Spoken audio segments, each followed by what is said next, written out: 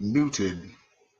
Sorry, I was muted. All right, and good evening, everybody, or should I say, happy late night. I am the producer of Cubfidential, Mr. Cubfidentiality, Denzel Snipes, and welcome to another episode of Cubfidential, where we have the best Chicago Cubs coverage after dark.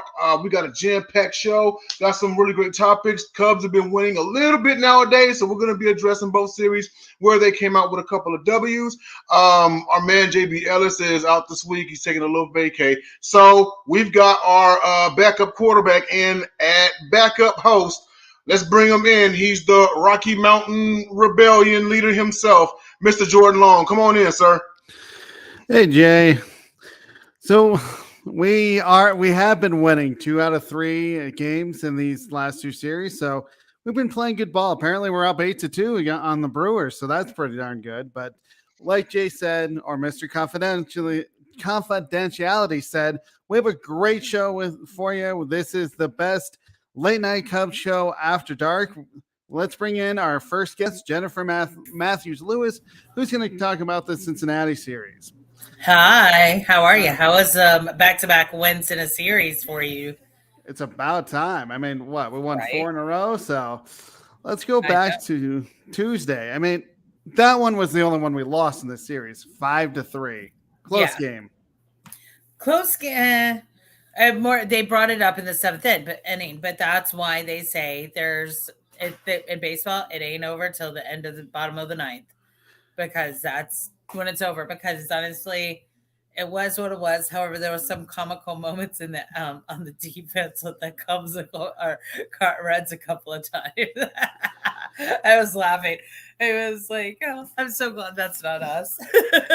Well, the Reds are one of the worst teams in baseball this year. So this was a series that I expected that we'd win 3. We got 2 out of 3, so I'll take it. Right. But I mean, we went in cocky.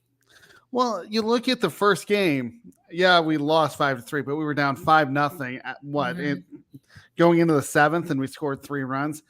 Yep. Again, it's our pitching and our defense that kind of let us down right there to go there. But offensively, though, 10 hits, not terrible, but 3 runs. We've been saying this on the show. No timely hits. Castillo also had like the game of his life too. He had 11 strikeouts. I mean, that just doesn't happen in one game. So that was more, batting than. I can't really blame pitching on that. Again, because they did the pitcher. Thompson did what he could do, but we both know he is who he is. But the thing that I'm bothered by, and I think I pointed this out a lot on the show, men left on base, 10. Yes. But you know what really bothered me? And you're going to appreciate this because you're Mr. I hate officials. But there was some really bad and the third, there was a really bad call making Contreras and Ortega both out. Now, Ortega was out, but Contreras wasn't. Now, the announcer said, in a pinch, you could kind of say it, see where it was good, but not really, because Contreras should have been safe. Here's where the caveat is. It's because they were both on third. Ooh, that's terrible base running. Then I wonder why Ross, if he was safe at third, why didn't Ross challenge? But, it's David Ross. He challenged. So it got... Yeah, okay. But, I don't remember who the officiating was, but the 6th inning, that was bad because we got struck out and the bases were loaded. It's just missed opportunities is what it boils down to. But then we go to game 2 on Wednesday night, 8-3 win. That felt pretty good. I mean, offensively, 8 runs on 8 hits, 5 walks. Not too bad. Again, though, we left 7 on base. But you know what? I'll take the 8-3 win. Exactly. And there was 2 end park home runs. I'll take that too. Of course, Contreras and Morel. Ortega had a really good game. Steele, as you know, is our left-handed pitcher. And he did great. Contreras got the first run, RBI double, making it 1-0. Now, the Reds coach did say that challenge it, but he lost that challenge, obviously. Then, it was a fun game. That one was a fun game to watch. Again, I don't know what was going on with their defense, the Reds defense, but I was laughing a lot watching recaps and making sure my notes were on point. But yeah, it was quite fun. So watching them like bump into each other. Jordan, watch the clubs on YouTube. Like, it was hilarious. I couldn't stop laughing.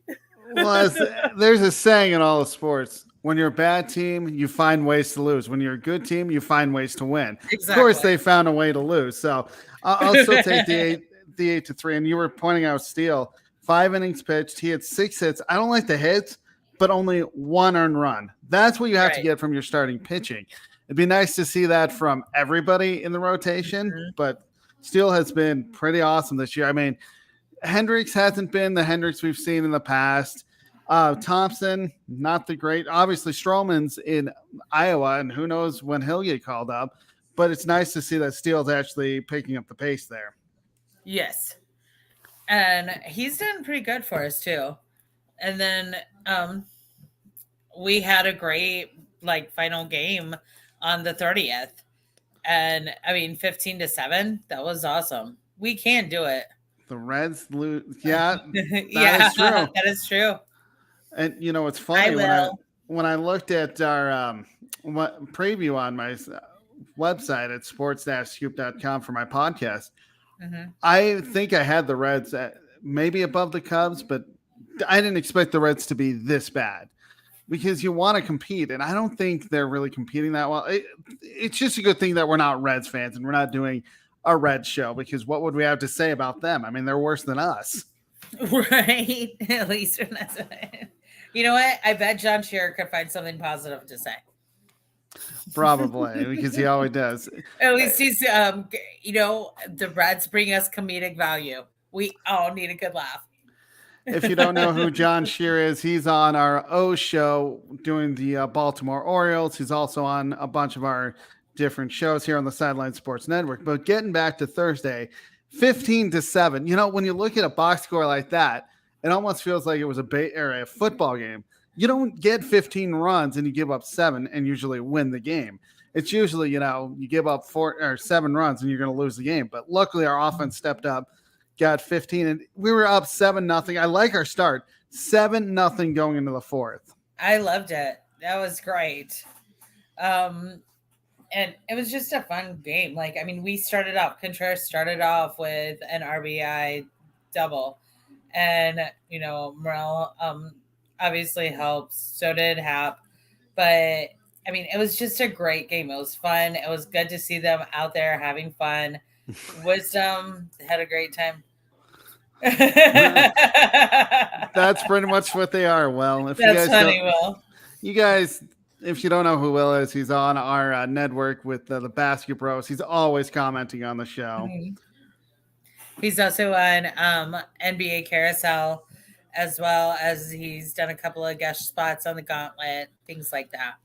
But if you look at pitching, Hendricks again, I'm glad we got the win. We got enough hitting, offense. But if you look at it, 6 innings pitched, 6 hits, but only 2 earned runs, which isn't bad. But what is going on with Hendricks this year? I know he's not the Hendricks of yesteryear, and we know that Jacob Christner, who you will hear from in a little bit, he's saying that we're going to get rid of Kyle Hendricks. And honestly, I can see why the writing is on the wall, because of the fact that, he's not doing that well, but it boggles my mind. This is a guy who can win at least 15 to 17 games each year, and he's struggling this year. This is not the Hendricks I was hopefully to see. I kind of politely disagree with Jacob. I don't think it's Hendricks they're going to get rid of. I do think it probably has something to do with coaching. And I could see us getting rid of Wilson Contreras, which would be stupid. Well, Wilson Contreras is high on the trade market.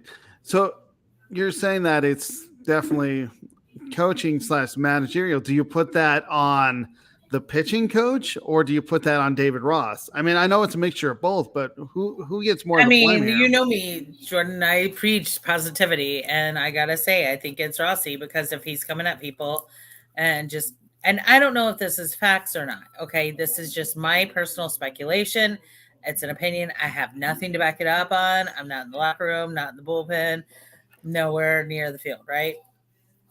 But if he's not preaching any positivity, then we are where we are. And I think that's an issue.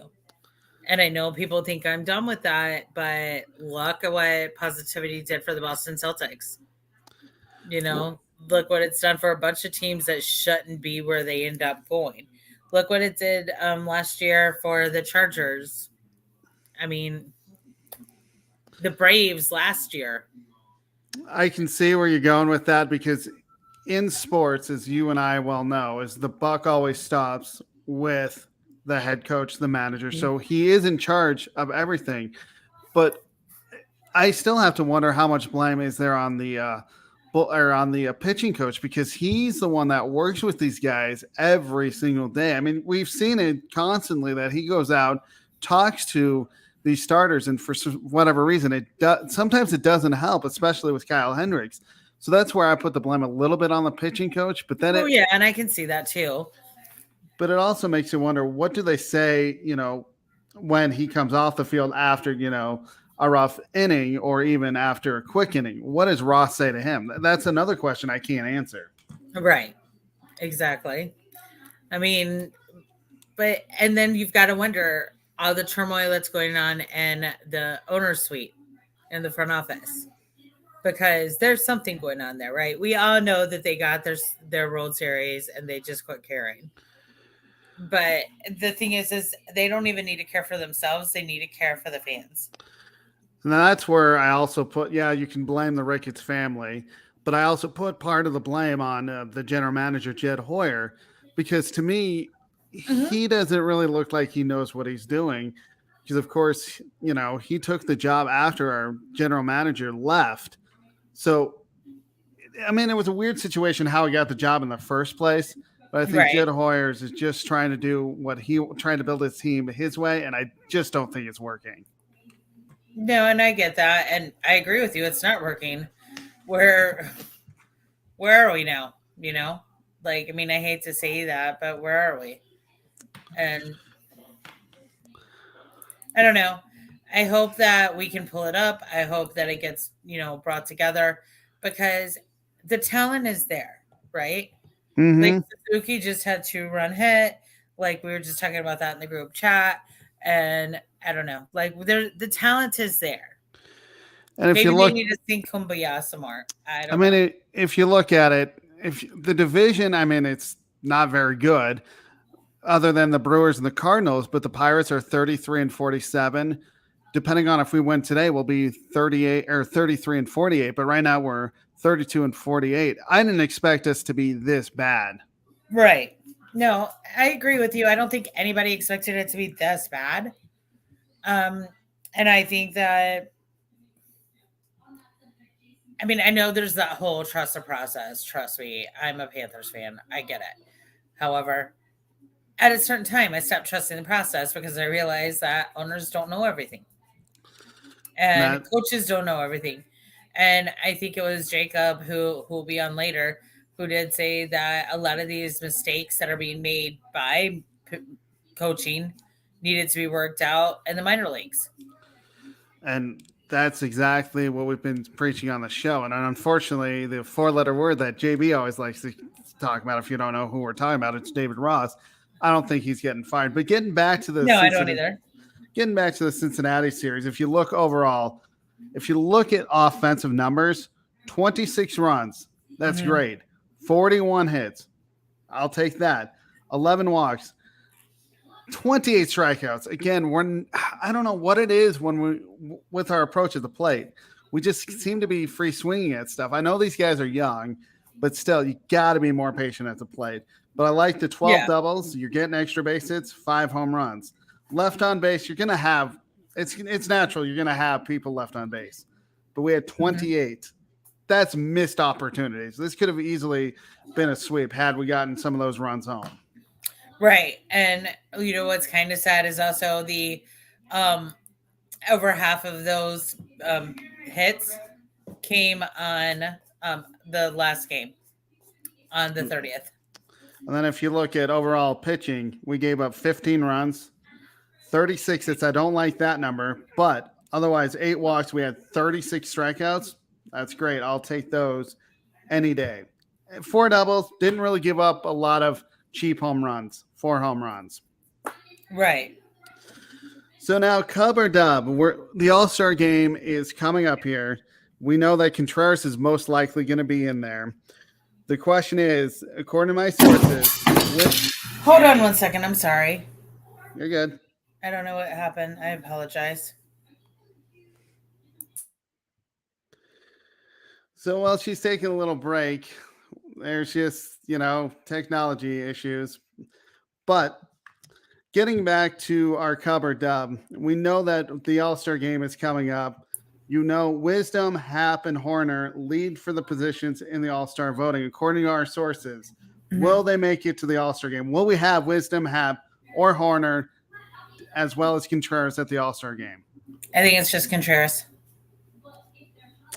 I would have to agree, unfortunately. Well, thank you, Jen, for being on this week. Tell everybody where they can find you and follow you, and we will see you next week.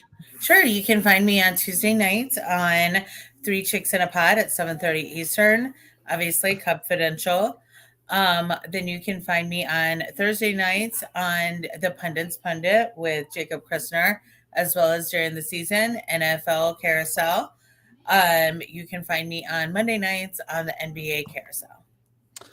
Again, thank you, Jen, for coming on. And I encourage everyone to watch 3 Chicks in a Pod. That is on Tuesdays. Unfortunately, they didn't have it today because of the holiday. But these, with Megan Price, Carrie, and Jennifer, do an amazing job. Please watch it. Thank you.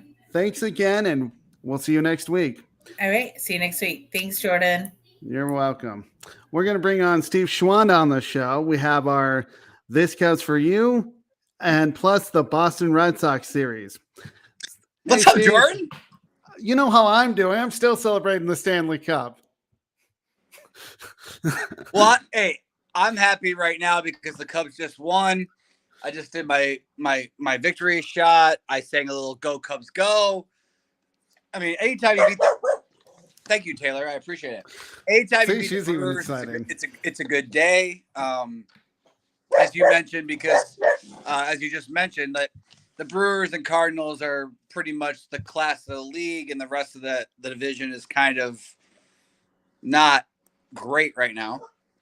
It really isn't. I mean, it would have been a winnable division if the Brewers and the Cardinals weren't doing so well, but unfortunately they are. But at least we beat them. It's always a great day to beat the Brewers. But you had your player of the week as Christopher Morel. Yes. Yeah. I mean, anytime you hit 3 home runs in a week, 8 RBIs, hit, over 300, 391 to be exact. I mean, 6 runs, 9 hits. I mean, that's solid. I mean, shout out to Wisdom, who also had 8 RBIs and 3 home runs. And, Hap hit 391 as well. But, Morel,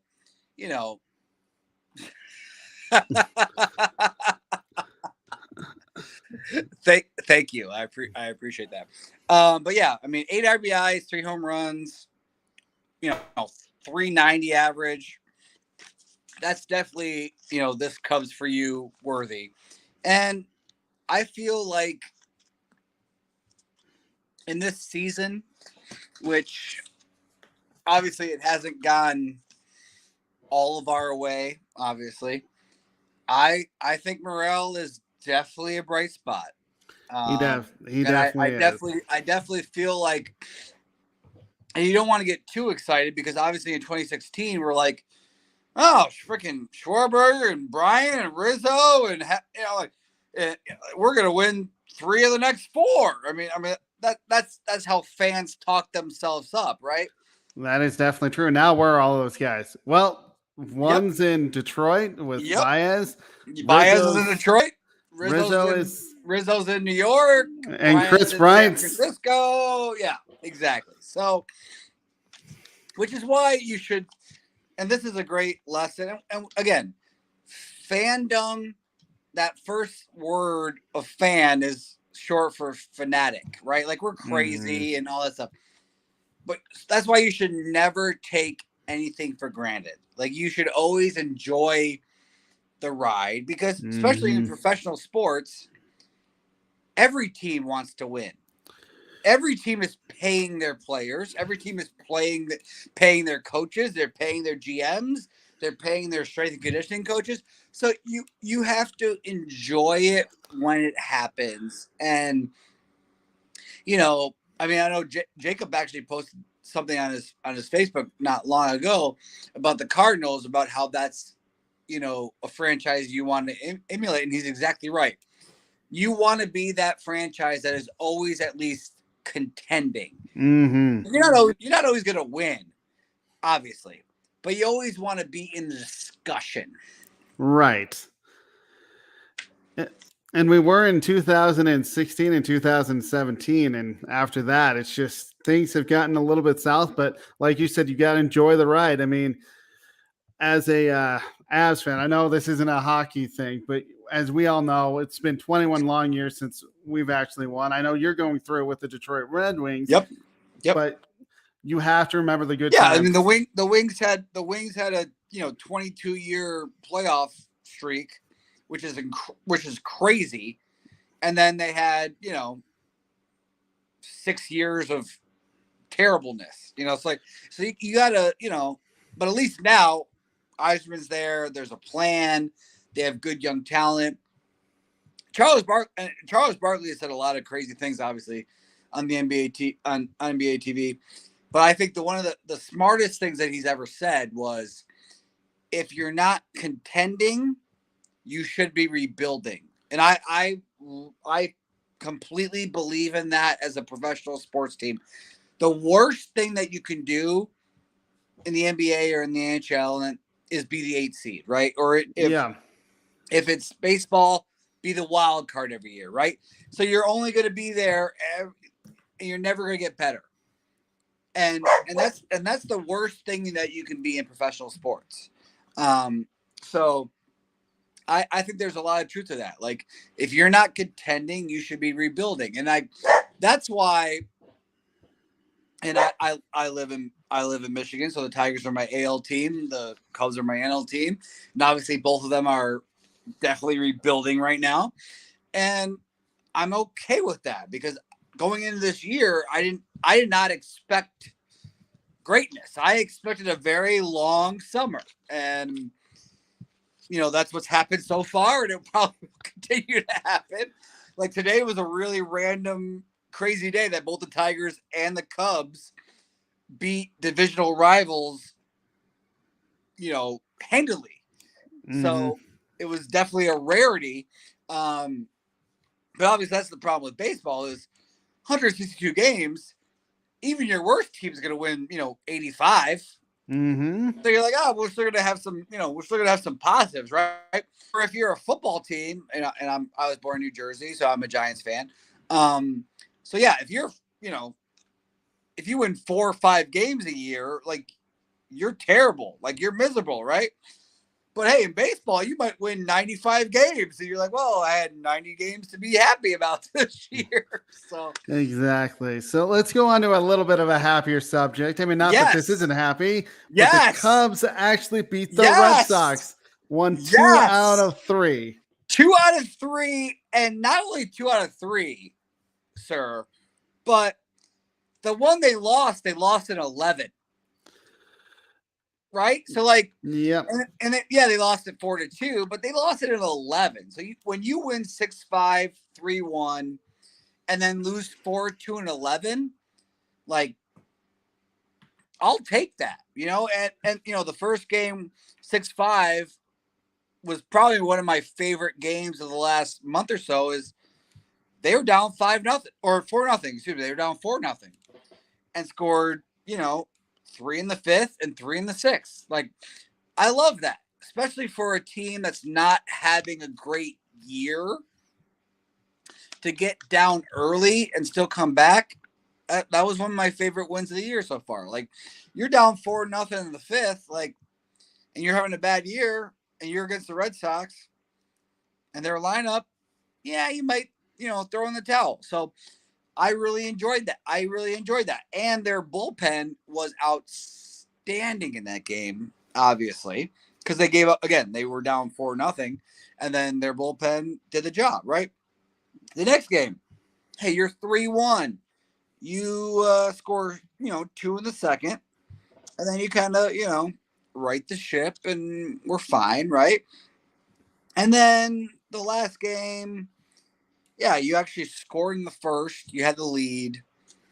Red Sox tie it. But yeah, you go to the 11th. I mean, we'll take that. And let's be honest here. I don't care who you're playing. If the Cubs are going to take 2 out of 3 against anybody, we're not going to be mad at this point. No, not at all. I mean, it's been like we're gonna and it was at Wrigley, so you were hosting. I get it. Over the July 4th weekend, July 1st, 2nd, and 3rd, I get it. But yeah, if you're gonna win 2 or 3 against anybody, I'm gonna be happy. So yeah. When I was told that that's the series that I was going to cover, I was like, "Well, great! I could be happy and uplifting because I'm really happy about that series." It was a great series. It really was. It was a great series. I mean, Wisdom hit well, Hap hit well, Morel hit well. Contreras hit a home run. Just looking at it real quick, it was a great series. It really was. I mean, again, the only game we lost was an extra innings, and we've talked about the extra inning rule, which we've all agreed isn't very good. Your Cubs, that's the thing. Wick gets the loss, gave up no hits and 2 walks. So that's the thing. You didn't even give up a hit, and you got the loss. Right? Well, and his 2 runs were unearned, so they were errors on our part. So really, you can't blame Wick. I know I was looking at some of the Facebook posts, and you try to not walk people. You had 2 walks, but yeah, you're exactly right. Well, and I was reading or looking at Facebook on a Sunday, and they were blaming Wick. It's like, well, how can you blame him? He did his job. I mean, yeah, you don't like the 2 walks. Don't like the walks, yeah. But what about our defense? Our defense didn't help him out. You have 2 errors that. I think it was 1 or 2 errors that cost us the game there. But still, we went to extra innings. We battled with these guys. Boston's in one of the hardest divisions, the American League East. I mean, you got the Yankees there. You got the Rays, who are going to be in contention for the playoffs. Boston's right there, too. I mean, they have some good talent. I know that Trevor Story. And Toronto's good. And, Baltimore's struggling, obviously. And they have been for a while. But I really feel like Toronto, Boston, New York, and Tampa would contend in any division in baseball. They would. In fact, they just happen to be in the same division. But if you put them in other divisions, any one of those 4 teams, obviously the Yankees are, having a great year so far.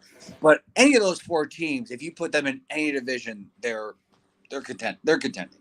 So if you look overall in this series, I mean, 11 runs for the Cubs, 23 hits. That's pretty good. We're getting offensively. We're doing well. 16 walks. Again, it's the same that I talked about Jennifer here a few moments ago. 33 strikeouts. What is going on with that? I don't get it. I mean, yes, you're going to strike out, but to have that many in a 3-game series, if I divide that by 3, that's 11 per game. Too high. And it is. And I mean, it's what I tell my 11-year-old playing baseball. Listen, hitting a baseball is hard, but just put the ball in play. Let something happen. If you don't strike out, crazy things can happen, right? Somebody has to field the ball. Somebody has to make a good throw. Somebody has to make a good catch. Just put it in play. And obviously, for him as an 11-year-old, you got a way more chance of people messing that up than you do in the pros. But still, if you strike out, nobody can help you. If you put the ball in play, crazy things can happen. So, that's the thing. And I don't necessarily mind. And I didn't look it up. I should have the breakdown. strikeouts swinging, I don't necessarily mind. Strikeouts looking, I have a really big problem with, right? Because that means you have 2 strikes, right? So if you have 2 strikes on you, you got to protect the plate. So if it's anywhere close, even if you have a lazy foul ball to see another pitch, you have to protect the plate at that point. Like, I would agree with that, because the worst case scenario is if you're just looking at it, you're really not attacking. And we'd like to see attacks rather than just watching the ball. I mean, you're right, especially if you just swing and miss or even get a piece of it. You, at least if you're swinging, you're trying to make contact. You're at least trying, right? Like, he's like, again, it's the same concept, obviously, times 1,000. I get it, compared to my 11-year-old and professional baseball, but that's why, like, I would never be mad at my 11-year-old son for striking out swinging. But if you strike out looking, you're like, dude, swing the bat, dude. Like, maybe something will happen, right? And if you're a professional hitter, obviously you're 1,000 times better than my 11-year-old. So swing the bat. Maybe it'll, something will happen, right? Even if it's a lazy, foul ball, you get to see another pitch. So maybe the pitcher, throws one in the dirt. Maybe so give yourself a chance. But like the strikeouts, I mean, that bothers me because, like, to me, like, especially as a professional hitter, especially in this, I mean, it's July, right? Like usually the people's baseball landmarks, right, are Memorial Day, July 4th, Labor Day, right? Well, we've already gone through 2 of them. So we are well into the season. The weather's warm. Like, this is usually the time where the batters have some advantage. You're seeing, like, if you're seeing the pitches at this point, you're picking up on the pitches. Like, again, I understand you're not going to hit it every time. You're not going to have a great, you're not going to, so I'm not saying you're going to have a, home run or a double every time, but at least you're going to make some contact, a decent amount of the time, and yeah, the defense might make a play, but make them make a play. And, I feel like that's really a thing where, like, that high strikeout rate, it is troubling because I feel like it talks to and I know you talked about coaching earlier with Jen. It talks to a bigger issue. Like, well, is the batting coach not doing their job? Are they not seeing pitches well? Are they not, taking the time in BP? Are they not, and these are all the things that we can't say because we're not, there day to day. And I know it's a lot easier to say it, sitting here than being there day to day, but you have to ask that question. Like, well, if you're in a 1 for 15 slump, like, what are you doing? What extra BP are you doing? What extra film are you watching? What extra, and I'm sorry to keep bringing it up, but my son's 11 and he talks about watching YouTube videos on hitting, right? And he's 11. So if you're a professional, you're getting well or watching film. So,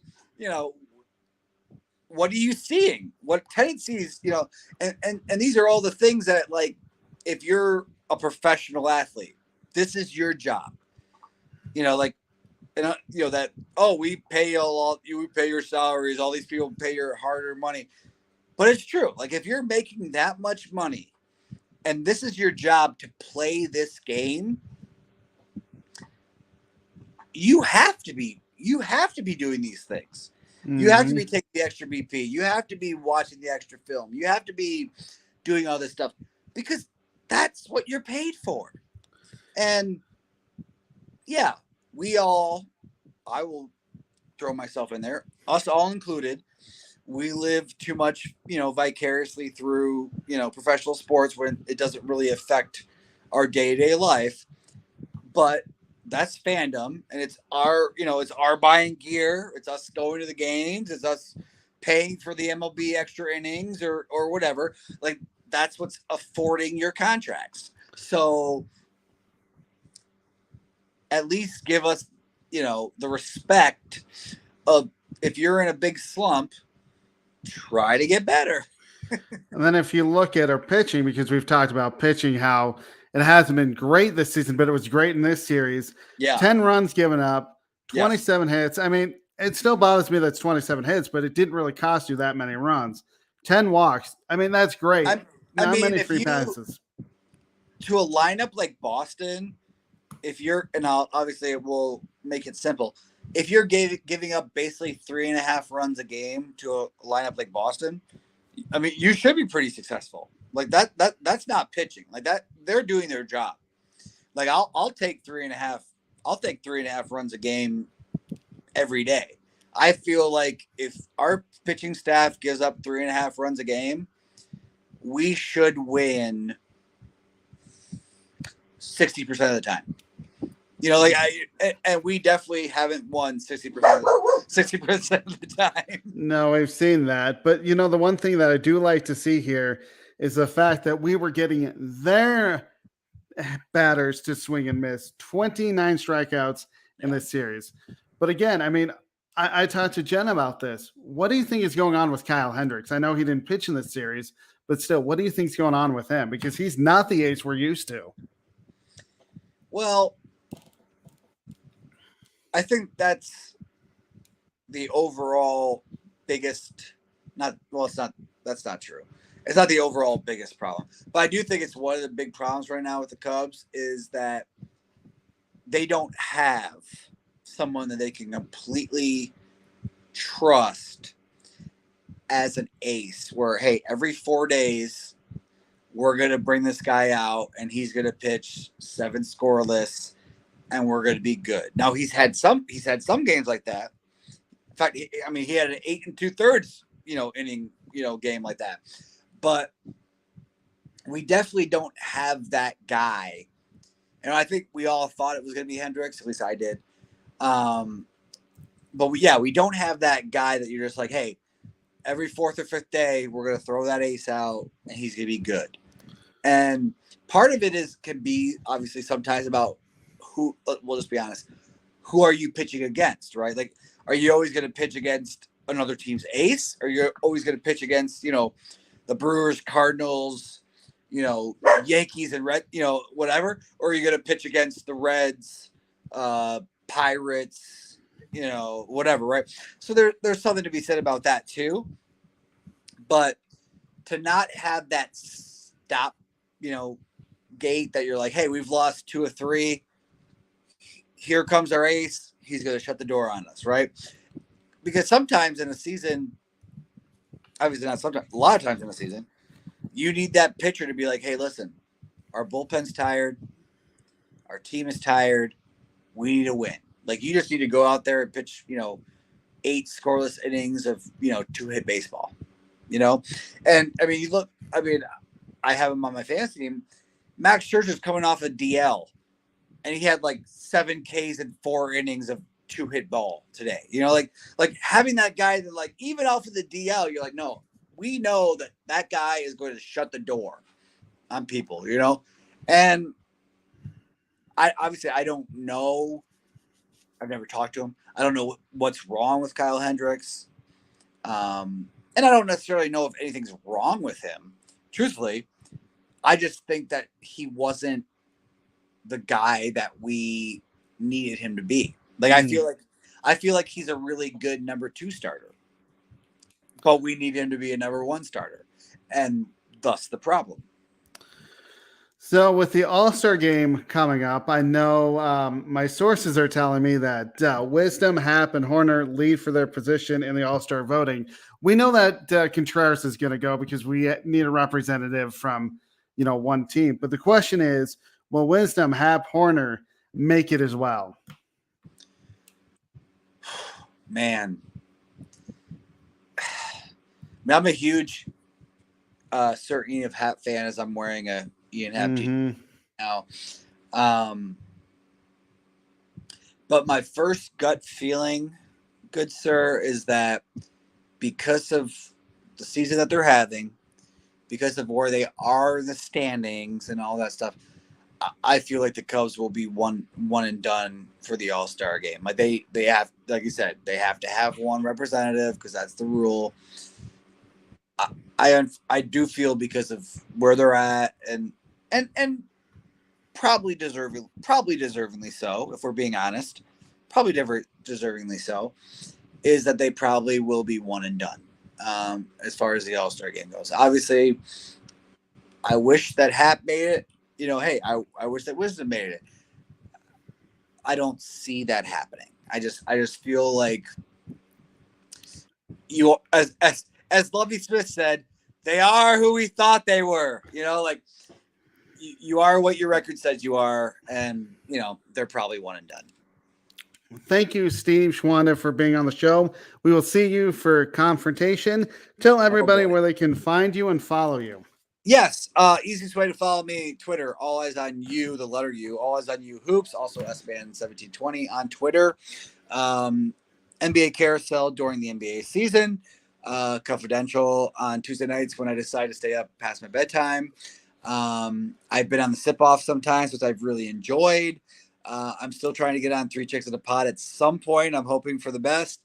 And if there's not a Giants rep, hopefully I can get on NFL Confidential sometime soon too. But yeah, definitely hit me up on Twitter. All Eyes on You, the letter U, All Eyes on You Hoops, and SBAN1720. Okay, thank you, Steve. We will see you here in a little bit, and let's bring on Jacob Christner onto the show, who's going to talk about the 2003 NL Division Series, which was the first postseason series win for the Cubs since 1908. What is going on, backup quarterback? Just make sure he doesn't call you Kendall Hinton.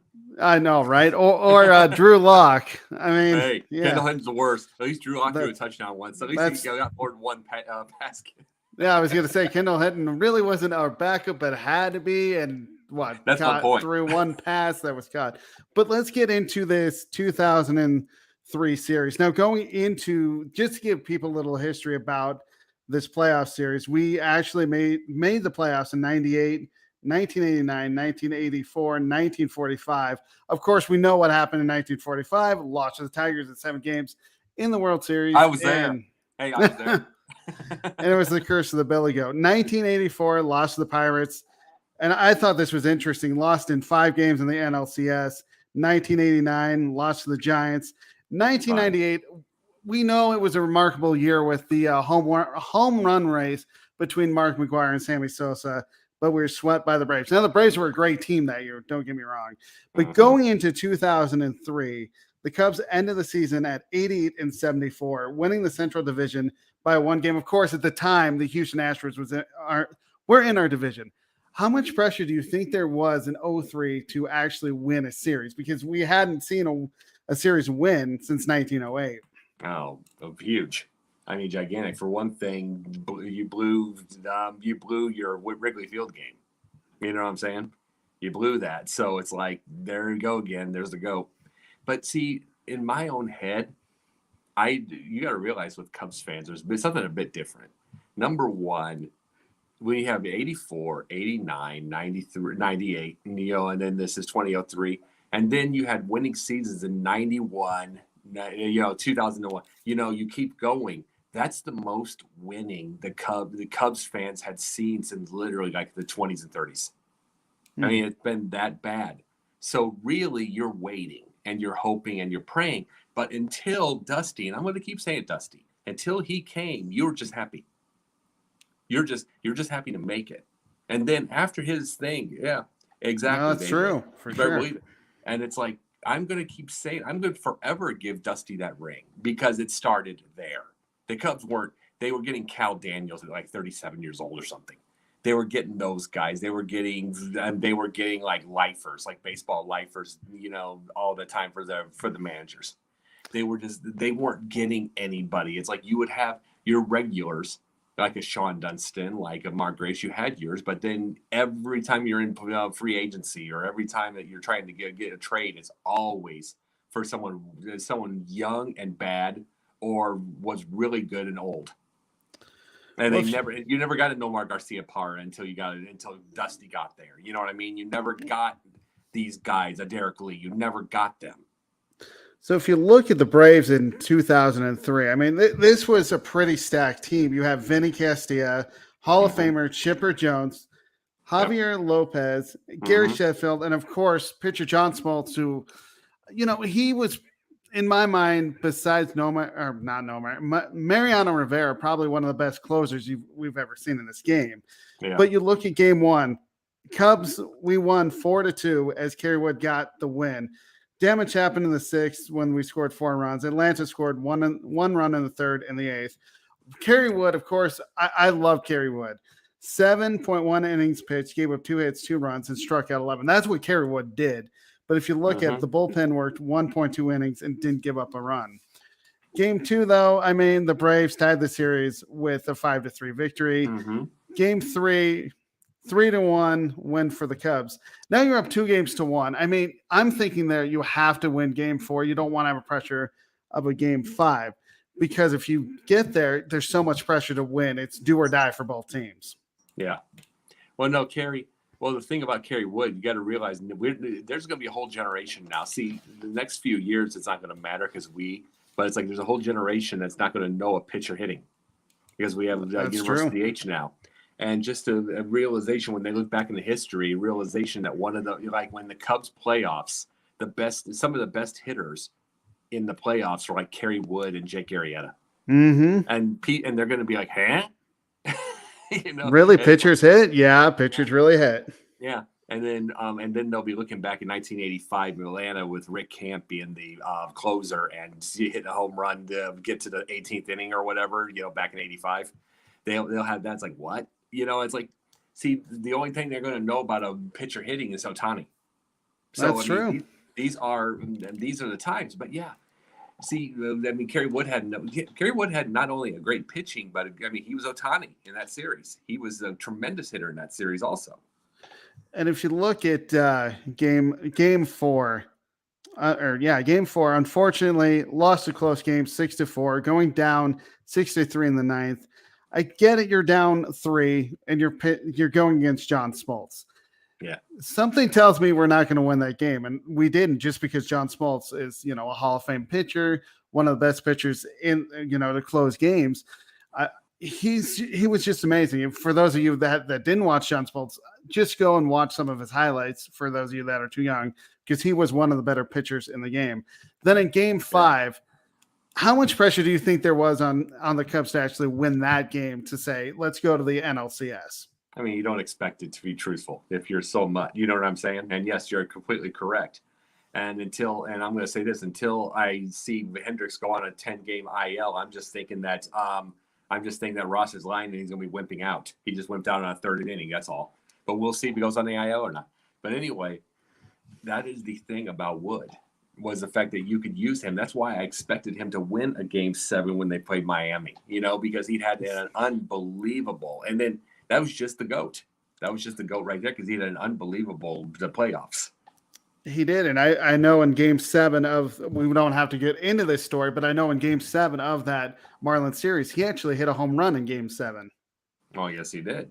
I mean, I think he had a double in Game 1, then I think a single in Game 1 and a double in Game 5 against the Braves. So, I mean, he did it all in that playoffs. So to your point, they definitely won 5-1. I mean, the Braves, just a great team, but their luck was going to run out at some point. I mean, it did in 03. It was 5-1. It just looked to me like they were just tired. It's funny to say that in baseball terms because, baseball isn't like hockey or basketball, but you can get tired in a 5-game series, best 3 out of 5 because you're playing every other day. You have 2 travel days. So that takes a lot out of you. But the thing is we won that series. We don't have to talk about 03 the NLCS, but after we won that series, did you feel like this was a team that, of course, we know we didn't go to the World Series. Did you feel this was a team that could win the World Series? Well, absolutely, because I mean, I didn't bomb like a lot of people did, and I didn't go after Bartman and do all that, but it was the Marlins. I mean, you're thinking, okay, you need the Marlins. And I think that they beat the Giants. I believe they beat the Giants. But you're thinking in your head, okay, they got to build. Okay, we got rid of the harder team, but it is still the playoffs. It is still the playoffs, and you have to. And if you have that, you have to put that in your head. So yeah, of course, you thought you had a chance at the World Series, and it would have been the Yankees. Well, and if I look at that Yankees team, do I think we would have won the series? I don't know. because the Yankees they still had Derek Jeter. They had Mariano Rivera. I mean, you could go on the list of the team they had. I'm just not sure we could have competed. We could have competed. Would we have won that series like Miami did? I don't know. That's still a what if to me because we can do what if all day. But I do think that Moises Alou, Sammy Sosa would have given us a chance to actually win those games. But then again, you have Mariano Rivera. Hate the 03 Marlins. Yeah, we do too. But not because of the fact that the Bartman incident, we just didn't like they came into our house and ruined our party. Well, you could have had Nefi Perez be the next Miguel Montero. Who knows? That's definitely true. But, I mean, at least we got a series win. Of course, it was worth the wait, I would imagine. I mean, we hadn't done anything since 1908. Of course, we know what happened in 1945 with the curse of the Billy Goat. Now, personally, I didn't believe in the curse. Just some dumb luck to me. I mean, you had the black cat, too. Yeah, but, like I said, you remember when Chris Bryant slipped? And if he's not, if he's not 6'6", if Rizzo's not 6'6", that's an error, and then they're tying it again. And you got to realize something like that is like sometimes it takes that little thing. He slipped. Oh, he caught it. So now the next time the Cubs get to the World Series, it can be easier. But sometimes it takes that. Sometimes you just have to go through those things, and sometimes you have to just break that out of your head. Mm-hmm. So on to Cub or Dub. I mean, my sources are telling me that with the All-Star game coming up, we're still in voting. Wisdom, Hap, Horner lead for their positions in the All-Star game. Will they join Wilson Contreras as our Cubs representative? Nah. The thing about it is they're just in true honesty, Contreras is right on the edge to begin with. He's on the edge because he had a struggling April. And then May, he was like finally starting to come. You know what I mean? So it's like he's barely on the edge to begin with. And Wisdom strikes out too much. Wisdom strikes out way, way, way too much. And then Horner, he's basically going on a hot streak. So no, it's a nah. I'm gonna go dud. Well, fair enough. Well, thank you, Jacob Christner. Of course, we're gonna have you stay for Confrontation, which I'll have you go first. But let everybody know where they can find you and follow you. Monday nights during the season, Megan Price's the NBA Carousel. Tuesday nights here. On Cubfidential. Thursday nights is my show. The Pundits Pundit with Jen. And this week will be Jay. And then Sunday nights, I am on Basket Bros. And we got a bunch of things going there. And, of course, building my two shows, which I got to make phone calls tomorrow. So just got working on it. So now that we're in our debate part of the show, probably one of the funnest parts of our show, not that everything isn't, this is just the fun part. So for our subject for Confrontation, you'll hear his side here in a moment, is pitcher Marcus Stroman is in Iowa doing a rehab start. It didn't go well as it lasted 2.2 innings. Is he deteriorating? Jacob, you have 2 minutes, and then we'll flip it to Steve for his 2 minutes, and then you'll have a rebuttal. Nah.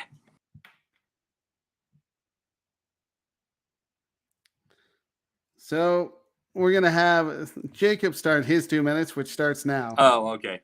So upset. No, but it's like, no, it's a deterioration. That's what I'm saying. That's not a deterioration. That's the no on my end, because and this is the truth, he's definitely not DeGrom as far as the skills, but DeGrom went 1 2/3. He struck out 5 in single A, which everybody is jumping up and down with, and I'm still waiting for his sore shoulder to end his year. But I mean, here's the thing: if he goes 1 2/3 and he goes out and they're giving it a grade 2 2/3 is not deterioration.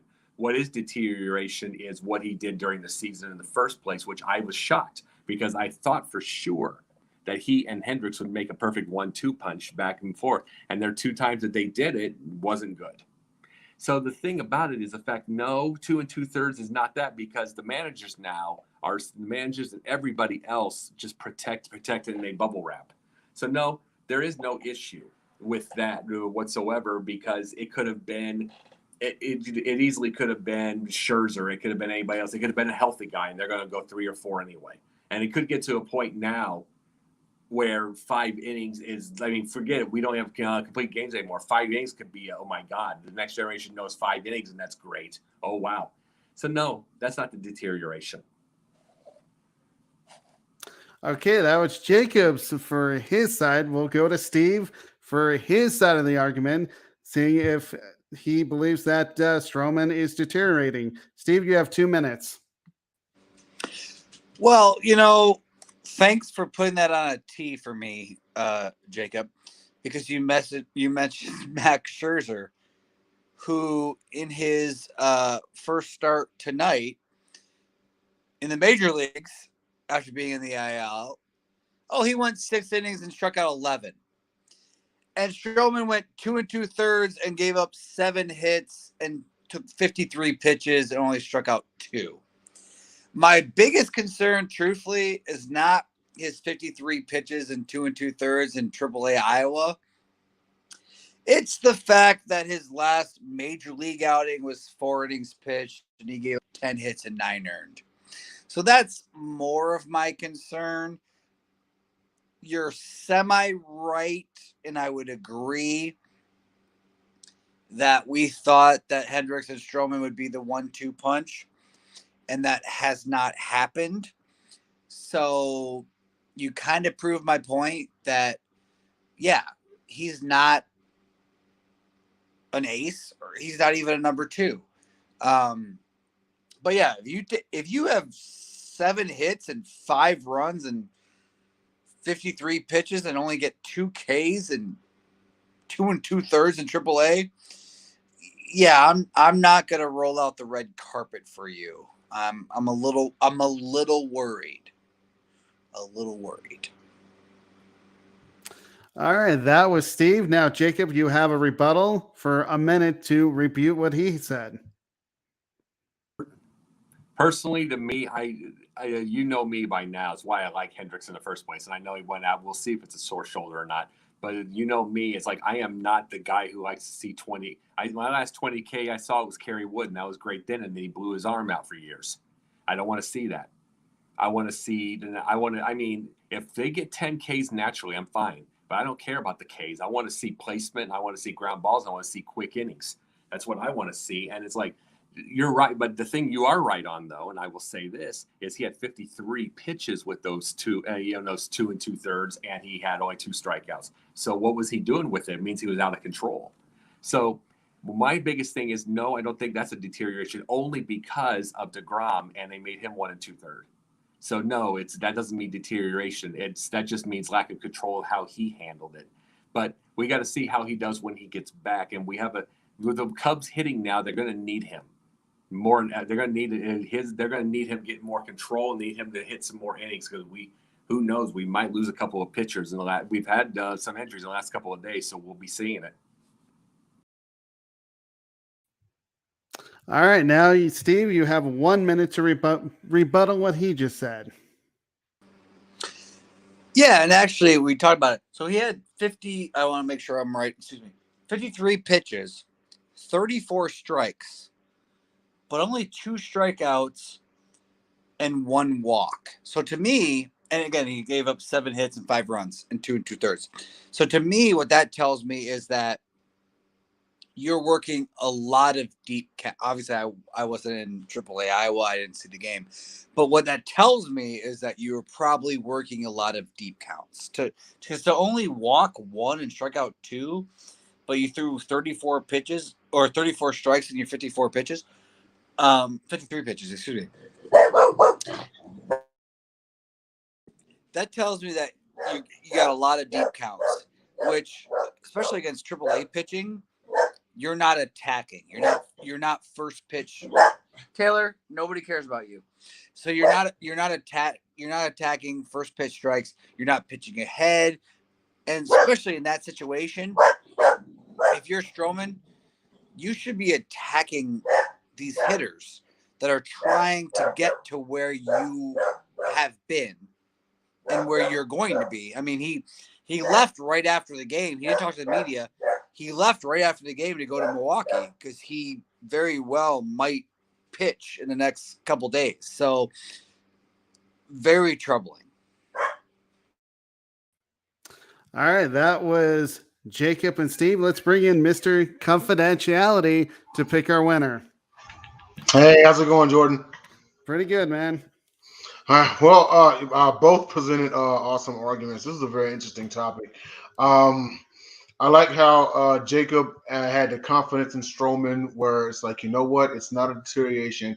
It just there's other factors. It just may be a slow time for him, you know. But I also like how Steve outlined that whenever Strowman is in there, he is effective. You know, I'm going to give the slight edge to Steve this week. But one thing that I'm surprised that neither man really brought up was the fact that Marcus Stroman had COVID about 2 months ago, and it's been reported that since then he has not been the same. And we all know what COVID can do to some people's bodies. You know, if I had to, I'm neutral here, but yeah, I mean that right there has to be taken into consideration. But I mean, Stroman is out there doing what he can. I mean, both Steve and Jacob had great arguments as to why it is deterioration and why it's not. Do I think that they should stay the course with Strowman? Of course. You know, I mean, he's one of your best pitchers. So I don't think that a half a season is necessarily going to define it, but I do understand how it could be a cause for concern. Well, there you go. We had our winner tonight. But thank you so much for watching Cubfidential. We have so many great shows on the Sideline Sports Network every day. Please subscribe so you don't miss any of them. For us here on Cubfidential, have a great rest of your night and week, and we will see you next week.